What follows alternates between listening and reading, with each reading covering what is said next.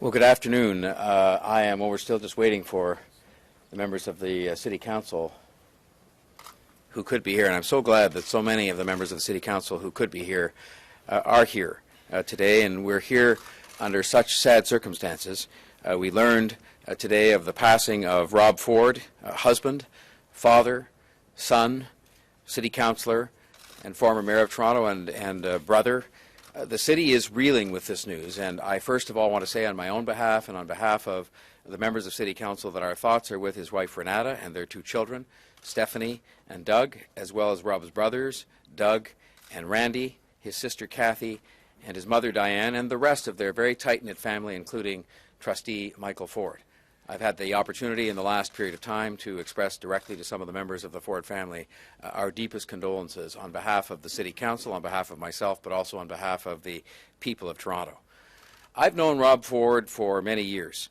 He was a man who spoke his mind and who ran for office because of the deeply felt convictions that he had. As a councillor and as a mayor and as a private citizen, Rob Ford reached out directly to people across the city with a phone call here, an offer of advice or support there, and I know there are many who are affected in many different ways by his gregarious nature and by his approach to public service. I've been interested in listening as I've been out in the city this morning to some of the tributes who came in immediately after his passing from people, including many colleagues right here, who said that it was possible at one and the same time to disagree with him, but also to continue to get along with him. And a lot of that was him. I've recounted to you the story before of how he and I could be engaged in debate, and he would turn to me at a moment when somebody else was speaking in the debate and say, "Buddy, I'm about to knock you out cold." And he would then prepare to deliver, and would in fact deliver whatever verbal blow he had in mind. But then, once that was done, he would smile and he would move on from there. And I think this is a lot of what people recognized in that gregarious nature and that approach to public service that he took. I had a chance to visit him a couple of weeks ago, and while he was clearly not well, he was happy to hear me say, and I said it very genuinely to him, that we looked forward to his return to City Hall.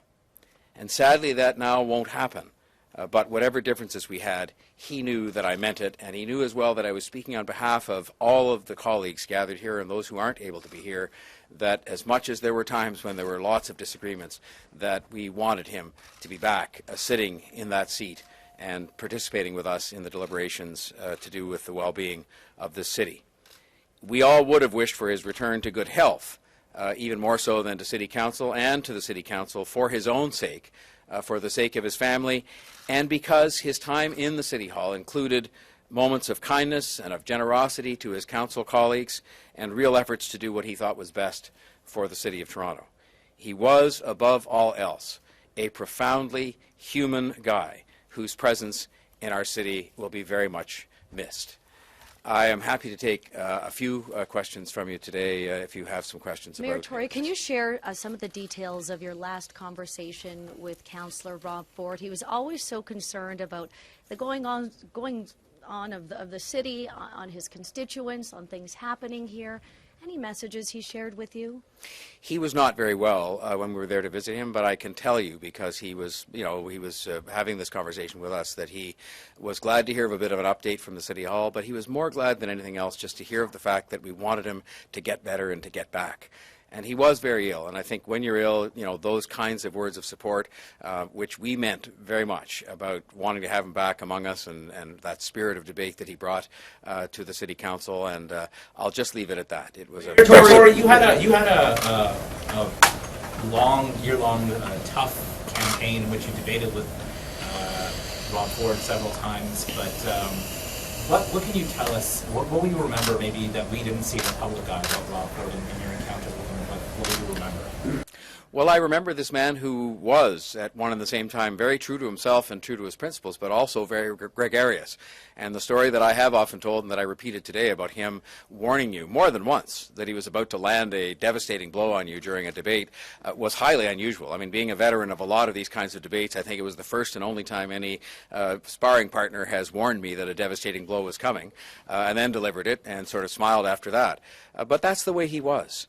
He was a person who loved the city, he loved people. And I think in order to be in this profession or this vocation that we've chosen, you have to love people. And he was true to himself.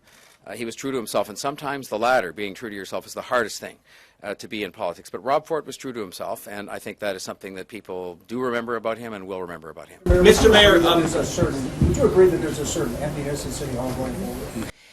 You know, for all the talk about how there's division around here and there are debates that are quite unusual in their nature, this is a team of men and women who have all sought office to try and do the same thing, which is to advance the interests of the City of Toronto. It's a city that we all love, and I think we all love people, and the people of Toronto in particular, or we wouldn't be here doing these jobs.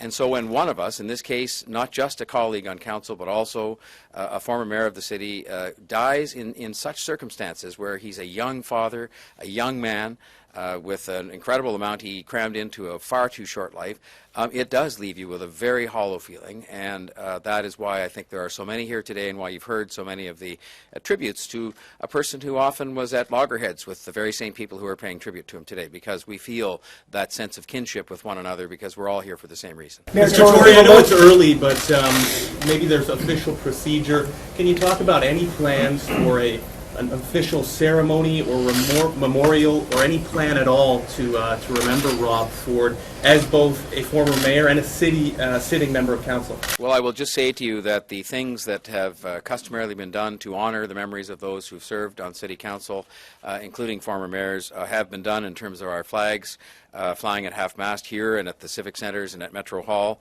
They'll remain at half-mast until the day following his funeral.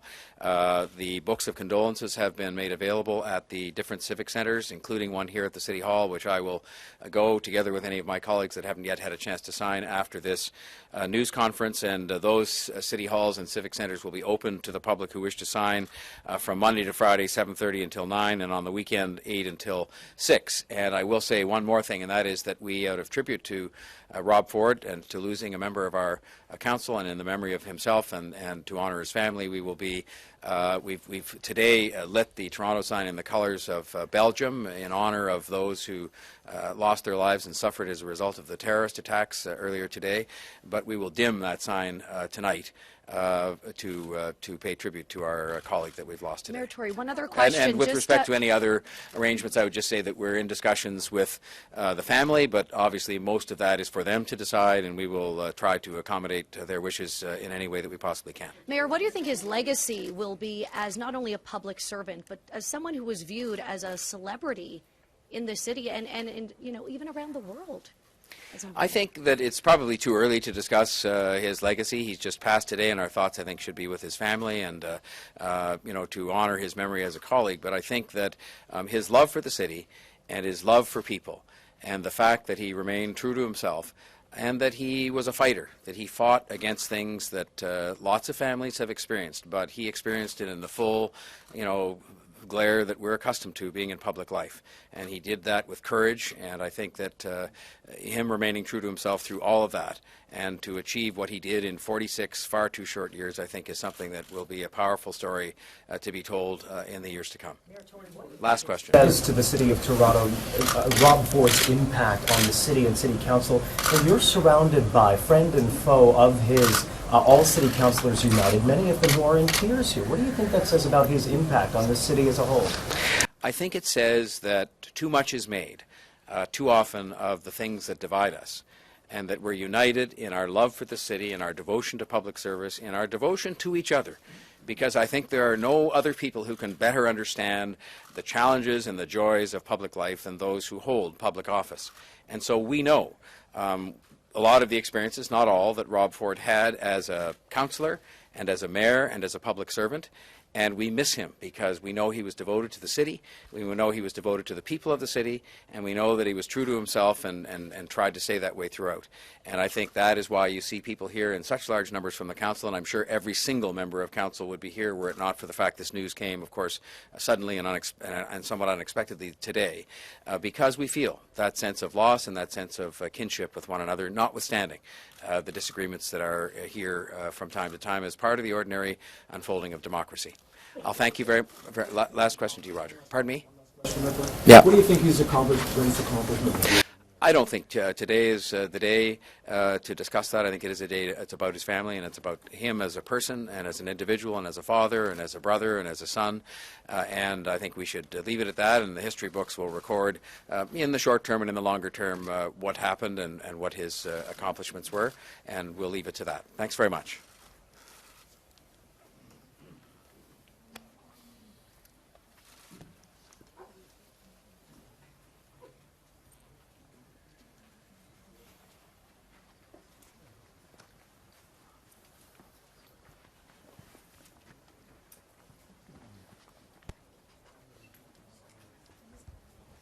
Here's nothing to you.